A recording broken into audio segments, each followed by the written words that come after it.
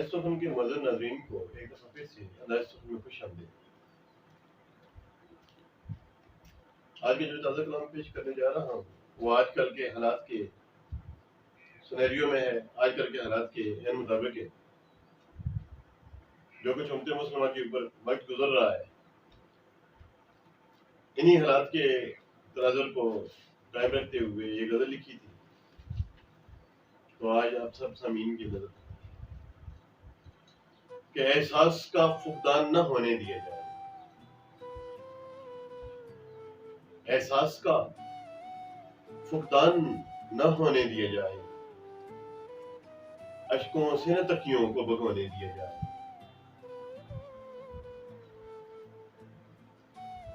آخر کو بچھڑنا ہی اگر ٹھہرا مقدر، آخر کو بچھڑنا ہی اگر ٹھہرا مقدر، صورت کو تیری دل میں سمانے دیا جائے۔ یہ فیصلہ آیا ہے مقرر میرے حق میں،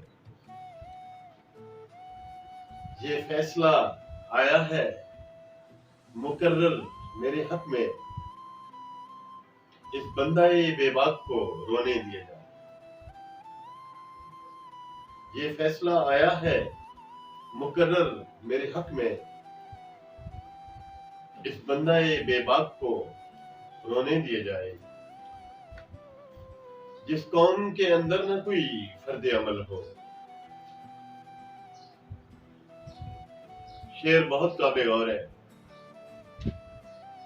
قابل توجہ ہے، آپ سب کی توجہ کا طالب کہ جس قوم کے اندر نہ کوئی فرد عمل ہو، اس قوم کو تاریکی میں سونے دیا جائے۔ محکم ہے بہت آج بھی احکام شریعت، محکم ہے بہت آج بھی احکام شریعت، سر رات میں نہ ان کو ڈبونے دیا جائے۔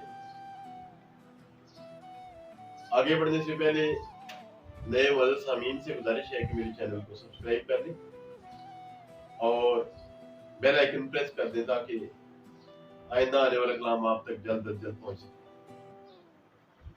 اگلا شعر،